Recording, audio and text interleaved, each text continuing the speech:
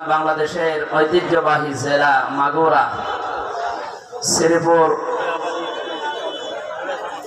উপজেলা শাখার উদ্যোগে বাংলাদেশ জামাতে ইসলামী শ্রীপুর উপজেলা শাখার উদ্যোগে আল্লামা দেলাওয়ার হোসাইন সাইদি রহমতুল্লাহ আলাইহি ও বৈষম্য বিরোধী ছাত্র আন্দোলনে যারা শহীদ হয়েছে তাদের আত্মার মাগফিরাত কামনায় আজকের এই মহাবিশ্বের মহাবিশ্বয় আল্লাহর কোরআনের তাফসীর মাহফিলের স্বনামধন্য সভাপতি বিশিষ্ট ইসলামী চিন্তাবিদ শিক্ষাবিদ জনাব অধ্যাপক ফখরুদ্দিন মিজান আমির শ্রীপুর উপজেলা বাংলাদেশ জামাতে ইসলামী দামাত বারকাতুহুল আলিয়া মাহফিলের প্রধান অতিথি শাইখুল মাশায়েখ বাংলাদেশ জামাতে ইসলামী মাগুরা জেলা শাখার সম্মানিত জেলা আমির ইসলামিক চিন্তাবিদ শিক্ষাবিদ জনাব অধ্যাপক এম.বি. জাকির বাকির আতালাল্লাহু উমরাহু ওয়া বারাকাল্লাহু ফি হায়াতি বলেন আমিন। এতক্ষণ যারা আলোচনা রাখলেন চুয়াডাঙ্গা থেকে আগত মাওলানা হোসাইন আহমেদ মাহফুজ, মাওলানা ওলিউর রহমান, হাফেজ মাওলানা আকিদুল ইসলাম এতক্ষণ সুরের জগতে আমাদেরকে মাতিয়ে রেখেছিলেন, যার এক একটি ইসলামী সঙ্গীত আমার 1-1.5 ঘন্টা 2 ঘন্টার আলোচনার সময়।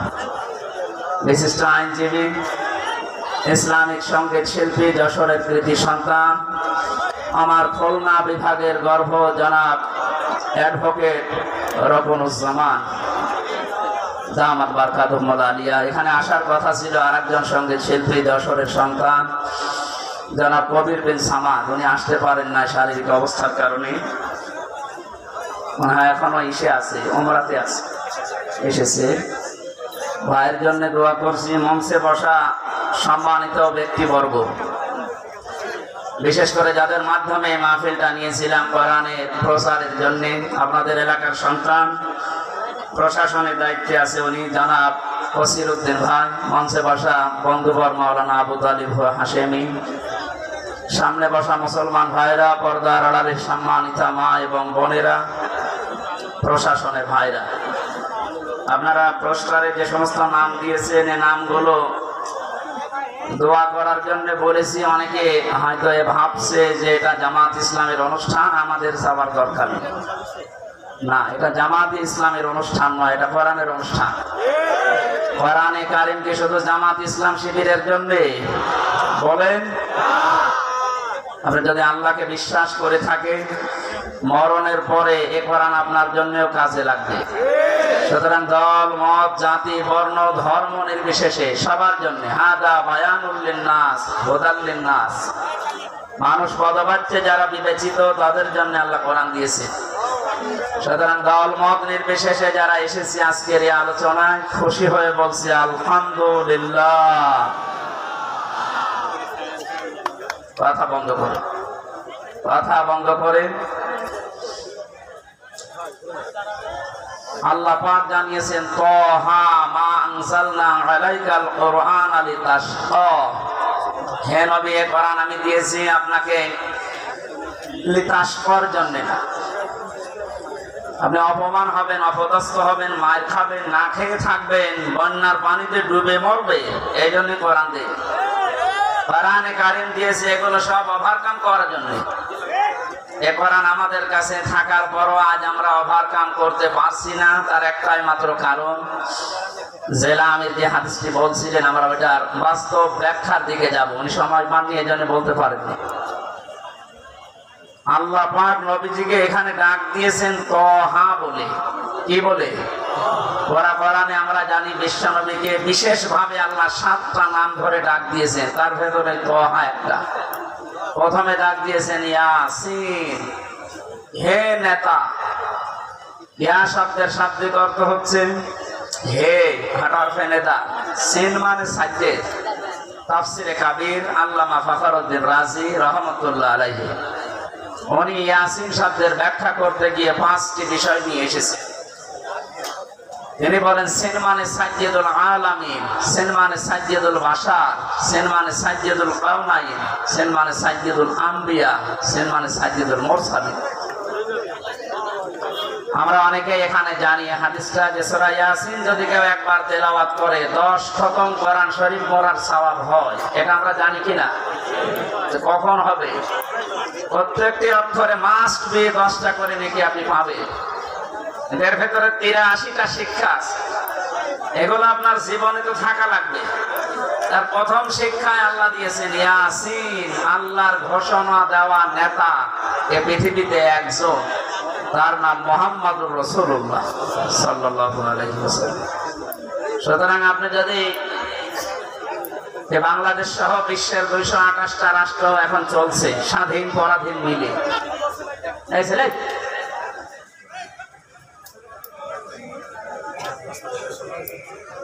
আপনি তো শুনতে তো পাচ্ছেন না, দেখতে পারলেন। দেখেন কত মানুষ রোদে দাঁড়িয়ে আছে, তাও তো শুনছে। আর আপনি আরামে আছেন, তারপর ডিস্টার্ব করেন, কথা বলবেন না ভাই, ইশারায় কাজ করেন। আর ভলেন্টিয়ার কই, কারা কি করে? বললাম যে কথা বলবেন না, ইশারায় কাজ করেন।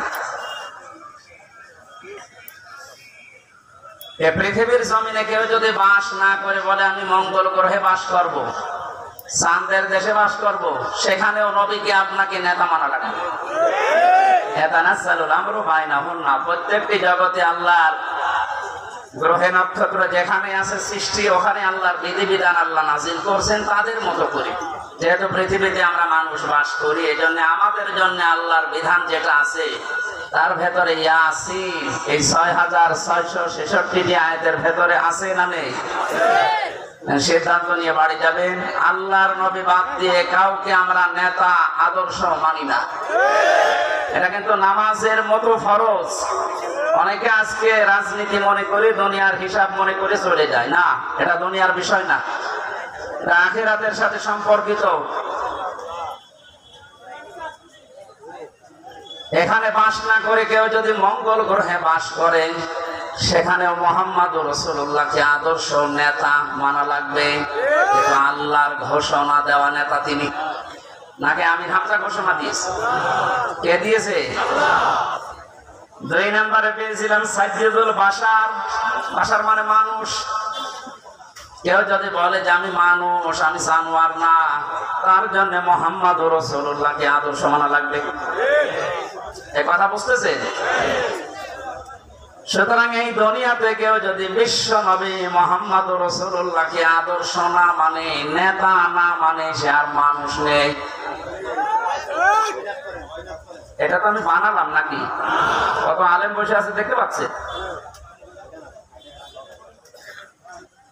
বাকিগুলো একটা একটা করে ব্যাখ্যা আপনারা পড়ে নেবেন ইবনে কাসিরে, তাফসীরে কাবীরের ভেতর থেকে।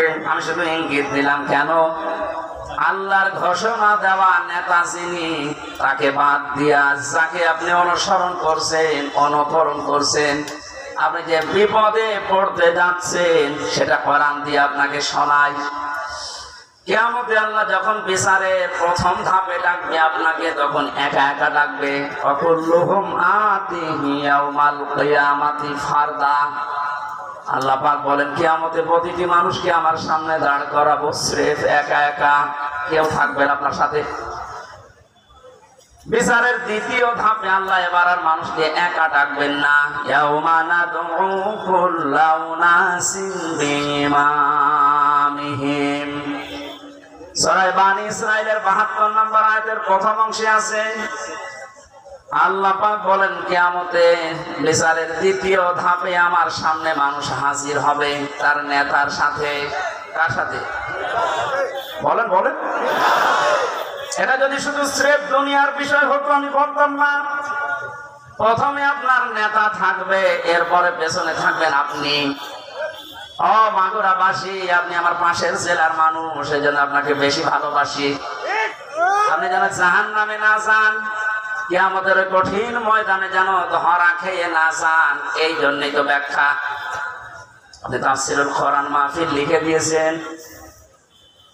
এটা নিজের মনকে জিজ্ঞাসা করেন, কিয়ামতে যেহেতু আপনার নেতার সাথে আল্লাহ ডাক দিবে, প্রথমে নেতা, এরপরে কর্মী। মাগুরাবাসী নিরপেক্ষভাবে দৃষ্টি দিয়ে বলেন তো কি মনে হচ্ছে আপনার?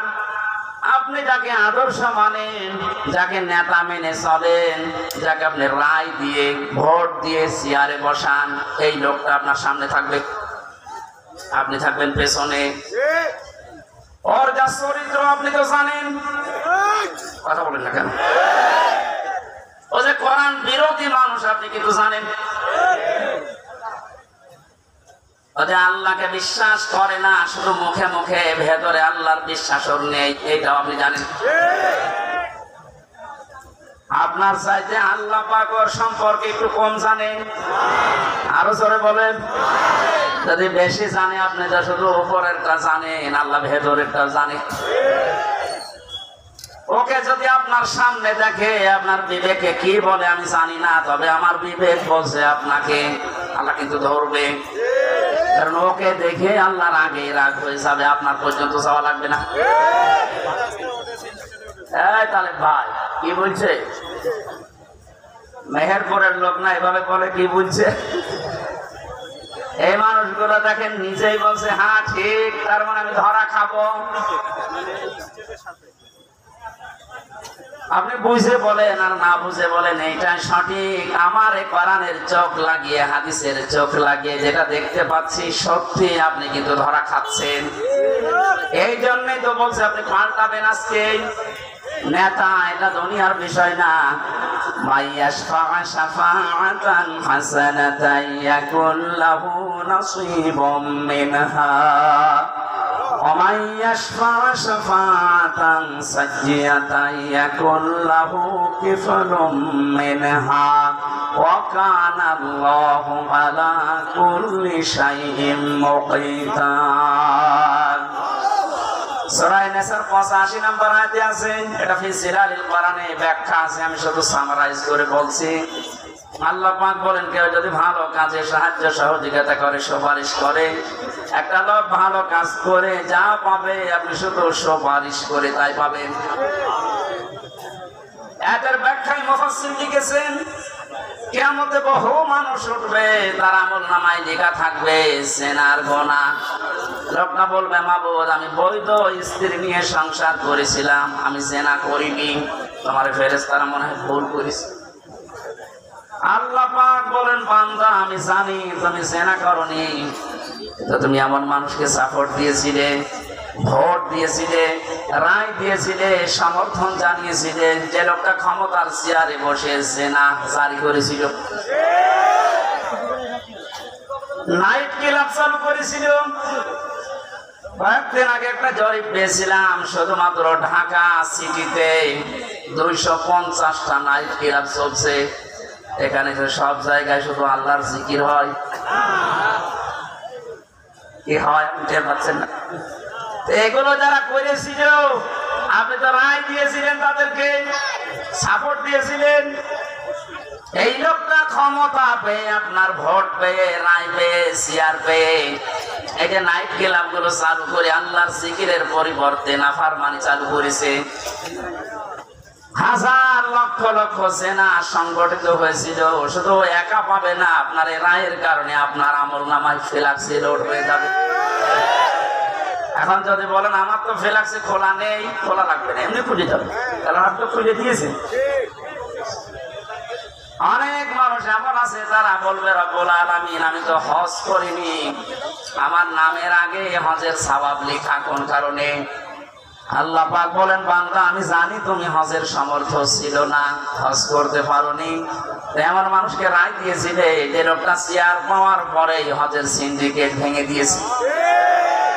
এটা আফামা খালিদ, ডক্টর আফামা খালিদ হোসেন ক্ষমতা পাওয়ার পরেই চেয়ারে বসতে দেরি, পরের দিন ঘোষণা দিয়েছে, হজের মতো এরকম একটা ফরজ বিধান নিয়ে যারা ব্যবসা করছে, সিন্ডিকেট করে আছে, আমি সব ভেঙে চোরমার করে দেব। এইরকম মানুষগুলোকে যদি 151 জন আমরা পাঠাতে পারি, হজ সহ যত আল্লাহর বিধানের সাথে দেশে আজ তামাশা করা হচ্ছে, সবগুলো আমরা ভেঙে দিতে পারবো। এই ভালো কাজে যে আপনি সাহায্য করেন, সহযোগিতা করেন, সমর্থন জানান, ভোট দেন, রায় দেন, সুপারিশ করেন, কিয়ামতে আপনি হজ না করেও হজের সওয়াব নিয়ে হাজির হয়ে উঠতে পারবেন। কথা বলেন ঠিক কিনা? এই জন্য বারবার আমি স্মরণ করাচ্ছি, যাকে আপনি সামনে নিয়ে স্লোগান দিচ্ছেন এই লোকটার চরিত্র কিন্তু আপনি জানেন। এমন মানুষকে সামনে যে ব্যবস্থা আসছে, সাপোর্ট করা যাবে না, সুপারিশ করা যাবে না, রায় দেওয়া যাবে না, ভোট দেওয়া যাবে না। যে লোকটাকে দেখলে আল্লাহর রাগ হয়ে যায়। এখানে একটা ছোট্ট কথা বলছি, সূরা ফুরকান 19 নম্বর পারা 4 নম্বর পৃষ্ঠার 15 নম্বর লাইনে আছে, বাড়িতে যে মিলাবেন। কোন মুসলমান ঈমান যাদের আছে, কোন মুমিন 3টা গুনাহ দুনিয়ায় করতে পারে না হুঁশ থাকতে। এই ভালো করে মিলাবেন, আমি গতানুগতিক কথা বলি না। কোন মুমিন পৃথিবীতে জীবিত থাকতে হুঁশ থাকা অবস্থায় 3টা গুনাহ করতে পারে না। এই ঘোষণা দিচ্ছে কে? নাকি আমি বানালাম? এবার আল্লাহর ঘোষণা শুনেন, ওয়াল্লাযীনা লা ইয়াদউনা মা'আল্লাহি ইলাহান আখারা ওয়া লা ইয়াকতুলুনান নাফসাল্লাতী হারামাল্লাহু ইল্লা বিল হক ওয়া লা ইয়াজনুন। আল্লাহ পাক বলেন, 1 নম্বরে তারা আল্লাহ বাদে অন্য কাউকে ডাকতে পারে না।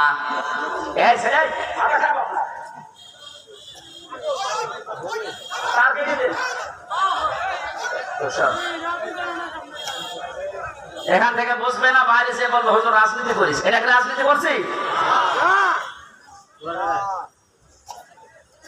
আল্লাহ বাদে অন্য কাউকে যারা ডাকছে, কোন মুমিন এ ডাক দিতে পারে না। আজ কয়েকদিন ধরে একটা ভিডিও চোখে পড়ছে, জালিমরা তো বিদায় নিয়েছে আমরা দেখতে পাচ্ছি। তো বাংলাদেশে এখন নব্য অনেকেই মুনাফিকের আচরণ আরম্ভ করেছে। আল্লাহর ঘোষণা ছিল কি? কোন মুমিন পৃথিবীতে 3টা গুনাহ করতে পারে না, করলে সে আর মুমিন থাকে না। 1 নম্বরে আল্লাহর সাথে অন্য কাউকে আপনি ডাকতে পারবেন না। ভিডিওতে দেখলাম একজন, এদেশে অনেক বড় দায়িত্বে আছে, আমি নাম নিলাম না, উনি গৌতম বুদ্ধের প্রশংসা করছে। আল্লাহ বাদে অন্য কাউকে ডাকা যেহেতু জায়েজ নেই, সেহেতু ওই জায়গায় আপনি যা বললেন আপনার ঈমান নেই। মুমিন হিসাবে আপনি যা করলেন আপনার ঈমান নষ্ট হয়ে গেছে। এরকম মানুষ যদি সামনে আসে, আপনি কোনদিন আপনার রায়, সমর্থন, সুপারিশ, ভোট দিতে পারবেন? তাহলে কাফেরকে দেওয়া হবে। 2 নম্বরে ওয়ালা ইয়াকতুলুনান নাফসাল্লাতী হারামাল্লাহু ইল্লা বিল হক।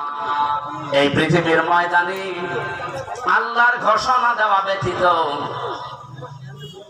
আপনি কাউকে অন্যায় ভাবে হত্যা করতে পারবেন না। অথচ এই 5 তারিখের আগ পর্যন্ত আপনি তাকান, ন্যায় অন্যায় কোথায় পেয়েছেন? আমার সামনে কুষ্টিয়াতে 14 জন মানুষকে শহীদ করে দেওয়া হয়েছে। এই হত্যার সাথে টপ টু বটন একেবারে উপরের নির্দেশ। যত মানুষ জড়িত, এরা একটা আর মুসলমান মুমিন নেই, বিপরীতটা হয়ে গেছে। এরা যদি সামনে আসে, কোনদিন সুপারিশ করবেন, রায় দেবেন, ভোট দেবেন, সমর্থন জানাবেন। 3 নম্বরে ওয়ালা ইয়াজনুন, মুমিন কখনো সজ্ঞানে স্বেচ্ছায় হুঁশ থাকার পর জিনা করতে পারে না। কিন্তু বাস্তবতা আমরা পুরো উল্টা দেখেছি। 17 বছর এত বড় দরবেশ, ওর ফেরেশতা দেখেছেন, মানুষের বউ জোর করে নিয়ে সংসার চালিয়েছে। জোরে বলেন নাউজুবিল্লাহ। কোরআনে কারীমের সূরা ফুরকানের আয়াত অনুযায়ী এই 3টা গুনাহ কোনো মুমিন করতে পারে না। সুতরাং যারা করছেন আপনারা মুমিন নেই। আর দেশে 96% মুসলমান কোনদিন আপনাদেরকে সাপোর্টও করতে পারে না। আমি আশা করছি আপনি কথা মেনে নেবেন, কারণ এটা আমার নিজের কথা না, আল্লাহর বক্তব্য। আমি শুধু অ্যাডভার্টাইজ করলাম। কথা বলেন না কেন? মানবেন কিনা আপনার বিবেককে জিজ্ঞাসা করেন। নবীকে যে আল্লাহ 7টা নামে ডাক দিলেন, তার প্রথম নাম যেহেতু ইয়াসিন ছিল, ইয়াসিনের 2 নাম্বার অর্থ হচ্ছে সাইয়্যিদুল বাশার। মানুষ হিসাবে দাবি করলে আপনাকে মুহাম্মদুর রাসূলুল্লাহ মাস্ট বি, তাকে আদর্শ নেতা মানাই লাগবে। কেউ যদি না মানেন, আলাদাবুল মুফরাদের বর্ণনা, দুনিয়ায় যাদের আদর্শ, যাদের নেতা মুহাম্মদুর রাসূলুল্লাহ ছিল না, এই মানুষটা মরণের পরে বিনা হিসাবে, বিনা বিচারে জাহান্নামী। এটা আমি মানালাম। হ্যাঁ, এবার আসেন যে কথাটা বোঝানোর জন্য এতক্ষণ বারবার এদিকে ওদিকে যাচ্ছি, খুব খেয়াল করেন। মুহাম্মদুর রাসূলুল্লাহ সাল্লাল্লাহু আলাইহি ওয়াসাল্লাম এখন নেই, আছে? বলে না কেন? উনি যে আমাদের আদর্শ, আমার নেতা, উনি তো নেই। আমি এখন দেখি মেনে চলবো কি করে? কোরআনে কারীম জানিয়েছে, ইয়া আইয়ুহাল্লাযীনা আমানু আতিউল্লাহা ওয়া আতিউর রাসূলা ওয়া উলিল আমরি মিনকুম ইলা আখির আয়াত।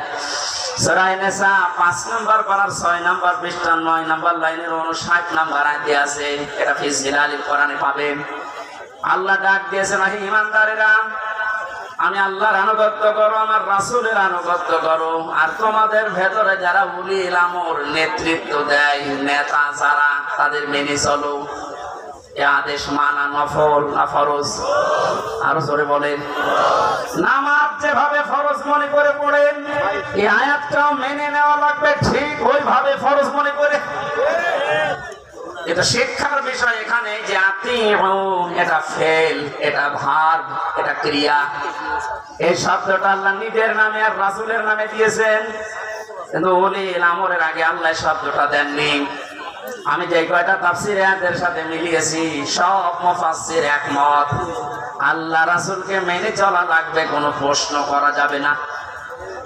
আল্লাহ রাসূলের পরে কিয়ামত পর্যন্ত যারা দুনিয়ায় আসবে, যারা নেতা হবে, নেতৃত্ব দেবে, এদেরকে যদি আপনি মেনে চলতে চান, মাস্ট বি আপনাকে দেখা লাগবে এই লোকটা আল্লাহ রাসূলকে মেনে চলে কিনা। একটা যদি আমরা মেনে নিতে পারতাম, অনেকে যারা 41 সাল টার্গেট দিয়েছেন, 31 সাল টার্গেট দিয়েছেন, এত লাগবে না। আমার যতটুকু বিশ্বাস, এই 5 তারিখের পর থেকে আজকের এই 6 তারিখ, মাত্র এই 32 দিন, এই 32 দিনে যেভাবে পাল্টেছি আমরা, আপনি আর কিছুদিন সময় দেন, 16 থেকে এখন প্রায় 36% মানুষ এদেশে চাচ্ছে যে ইসলাম রাষ্ট্রীয়ভাবে কায়েম হোক। আমি আগস্টের 5 তারিখের আগ পর্যন্ত একটা জরিপ দেখেছিলাম বিবিসির। বাংলাদেশে 100 জনের 16 জন মানুষ চাইতো যে দেশে ইসলাম কায়েম হোক। এটা আগস্টের 5 থেকে সেপ্টেম্বরের আজকে 7 তারিখ, মাত্র 32 দিনে গতকালকের রিপোর্টও দেখেছি, এদেশে এখন 36 জন মানুষ চাচ্ছে এদেশে ইসলাম কায়েম হোক। একটু যেতে দেন সময়টা, 51 যখন হয়ে যাবে এদেশের মানুষ যে ইসলাম এদেশে কায়েম হোক, কোন মহারথী আর বাধা দিয়ে পার পাবে না। আর আমরা এটা দেখতে চাই। কথা বলে না কেন? জালেমরা তো বুঝেছিল, পালিয়েছে। মুনাফিক অনেকে আছে, অনেকে বুঝে ফেলছে, এজন্য খালি দৌড় জোড় করছে। না, আর সময় দেওয়া যাবে না, সময় দেওয়া যাবে না। মানে এরকম পরিবেশ তৈরি করেছে কি আপনার বাবা নাকি? যারা তৈরি করে দিয়েছে বৈষম্য বিরোধী ছাত্র আন্দোলনের এই নেতা কর্মী ছাড়া, এরা যা বলবে তাই হবে। আপনি কোথাকার কে? কি করেছেন আপনি 17 বছর? আপনি এখন বড় বড় ইস্যু তৈরি করে নিয়ে আসতেছেন। যারা এভাবে স্বাধীন মুক্ত ভাবে জীবনে চলাফেরা করার পরিবেশ তৈরি করে দিয়ে গেল, তারা যা বলবে আমরা তাই মেনে নেব। বেশি বাড়বেন, জালেমরা বেশি বাড়ার কারণে এই পরিণতি হয়েছে। মুনাফিকরাও যদি বেশি বাড়ে, মুনাফিকদের অবস্থা আরো শোচনীয় হবে। সবচেয়ে বেশি আশ্চর্য হয়েছে গত বর্ষদিন, এই 17 বছরের ভেতরে কোন বড় জালেম হোক আর ছোট যত জালেম হোক, কেউ সাহস পায়নি যে কোরআনে কারিমের কথা মসজিদে বলতে দেব না, এরকম সাহস কেউ দেখায়নি। কথা বললেন এখানে আমি পাইনি, কিন্তু গত 2 দিনে অনেক জায়গায় দেখছি জালেম তো নেই দেশে, মুনাফিক আছে। এই মুনাফিকরা এখন সুর তুলছে মসজিদে কিসের কোরআনের কথা মসজিদে বলা যাবে না। আল্লাহর ঘোষণা শুনে নেবার, আমান আসলামু মিম্মান মানাআ মাসাজিদাল্লাহি আইয়ুযকারা ফিহা ইসমুহু ওয়া সাআ ফি খারাবিহা। সূরা বাকারা 114 নম্বর আয়াতের প্রথম অংশে আছে, ও মাগুরাবাসী, এটা রেকর্ড হচ্ছে, কালকে সারা দেশে ছড়াবে। আমার সামনে এখন এই 10,000 20,000 মানুষ না, আমার সামনে এখন 18 কোটি মানুষ আছে। সবাইকে উদ্দেশ্য করে বলছি, যারা একথা ছড়িয়েছেন যে মসজিদে কিসের কোরআনের কথা, আল্লাহর ভাষা দেখেছেন?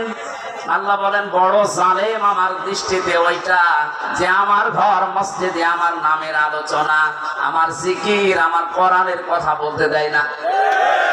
সুতরাং ভুল করছেন আপনি কিন্তু জালেমের খাতায় পড়বেন, আর জালেম হলে সে আল্লাহর টার্গেট। জালেমেরা টার্গেট কার? বলেন বলেন বলেন। আল্লাহ যদি কাউকে টার্গেট নেয়, কি হয়েছে দেখেছেন কালামানিকের? বিসি উড়ে গেছে। এই কথা বলছে না? আমি অপমান দেখেছি পৃথিবীতে বিভিন্ন মানুষের, কালামানিকের মতো অপমান আমি দুনিয়ায় দেখি। একটা টক শো থেকে যারা ডাবিং করে ওর কথা দিয়েছে, যা তাই বলে আমার বিসিতে মারবে, কি হারিয়েছে। এখানে যারা মুনাফিক আছেন আপনারা থামবে। যারা আল্লাহ বাদে অন্য কাউকে ডাকার কথা বলে, ওর তো ঈমান নেই, ও তো মুনাফিক। মুনাফিকও না, কাফের। এই কথা বলেন না কেন? কারণ মুমিন কোনদিন আল্লাহ বাদে অন্য কাউকে ডাকতে হ্যাঁ, অন্য ধর্মের যারা আছে তাদের দেবতাকে ডাকবে, কোনো অসুবিধা নেই, ডাকুক, আরো ব্যবস্থা করে দেওয়া লাগবে। কিন্তু আপনি মুসলিম নাম নিয়ে আল্লাহর পাশাপাশি অন্য কাউকে ডাকবেন, আপনার ঈমান থাকবে না, আপনি বেঈমান হয়ে গেছেন। আজ কিছু মানুষ এই যে 96% মুসলমান বাদ দিয়ে বাকি থাকে, আর দেশে অন্য ধর্মের কয় ভাগ? 4 ভাগ। বলেন বলেন। এই 4 ভাগ মানুষকে নিজেদের পক্ষে রাখার জন্য, আন্তর্জাতিক ভাবে বিভিন্ন মহলকে এটা দেখানোর জন্য ঈমান পর্যন্ত অনেকে বিক্রি করে দিচ্ছে। আমি নিচে নামলাম না, আপনি প্রচার যদি বুঝে নেন। এখানে যে কথাটা আমি ইঙ্গিত দিতে চাচ্ছি, মুহাম্মদ রাসূলুল্লাহ বাদ দিয়ে অন্য কাউকে যে মানুষগুলো আদর্শ মেনে আছেন, আপনি ভুল পথে আছেন। কিয়ামতে আপনি যে ধরা ফিরে আসবেন কিনা বলেন তো? ফিরে আসবেন। আমি চাই আপনি যেন কিয়ামতে বিপদে না পড়েন। আমরা সবাই আল্লাহর বানানো জান্নাতে যেতে চাই ইনশাআল্লাহ। আমরা কোরআনে কারিমের একটা মাত্র আয়াত পড়েছি, সূরা তাওবা 119 নম্বর আয়াত। এর ভেতরে যে কথাগুলো আছে, এই কথাগুলো আমি তাফসীর আকারে বলার চেষ্টা চালাবো। আমা তাওফীকি ইল্লা বিল্লাহ। যারা আমির সাহেব হাদিস পড়েছিলেন, ওরাটা উনি সময় পানিয়ে যদি ব্যাখ্যা করতে পারেন, এটা বাস্তবের সাথে আমাদের আজ মিলানো লাগবে। عن ابي هريره رضي الله تعالى عنه قال قال النبي صلى الله عليه وسلم, বিশ্বনবী বলেন, হযরত আবু হুরায়রা থেকে এটা বর্ণিত, মান কোরআন কোরআনা, যে ব্যক্তি আল্লাহর কোরআন পড়ে, ফাস্তাযহারাহু, এবং কোরআনকে যারা ইজহার করার চেষ্টা করে। ইজহার মানে আমি যতগুলো অভিধানে ইজহার শব্দটা মিলিয়েছি, ইজহার শব্দের শাব্দিক অর্থ প্রকাশ করা, স্পষ্ট করা, দাঁড় করানো, কায়েম করা। আধুনিক ভাবে এখন যারা হাদিস ব্যাখ্যা করছে, তারা লিখছে ইজহার মানে বিজয়ী করা। কোরআন যারা এদেশে আমরা পড়ছি, আমরা যদি এই মানুষগুলোই কোরআনকে বিজয়ী করার জন্য চেষ্টা চালাই, ফাহাল্লা হালালাহু ওয়া হারামা হারামাহু, এর ভেতরে বর্ণিত হালালকে হালাল জেনে মেনে নেওয়া, হারামকে হারাম জানার পরে ছেড়ে দেওয়া, আদখালাহুল্লাহুল জান্নাহ, নবীজি বলেন আল্লাহ তাকে জান্নাতে দিয়ে দিয়েছে। মাগুরাবাসী আমরা এখনো মরলাম না, অথচ কলাম আছে শিখা দিলেন কেন? আমরা তো মরবো, কবরে যাবো, এরপরে তো জান্নাত। নবীজি একই জানিয়েছেন, আদখালাহুল্লাহুল জান্নাহ, আল্লাহ তাকে জান্নাতে দিয়ে দিয়েছে। তার মানে কি?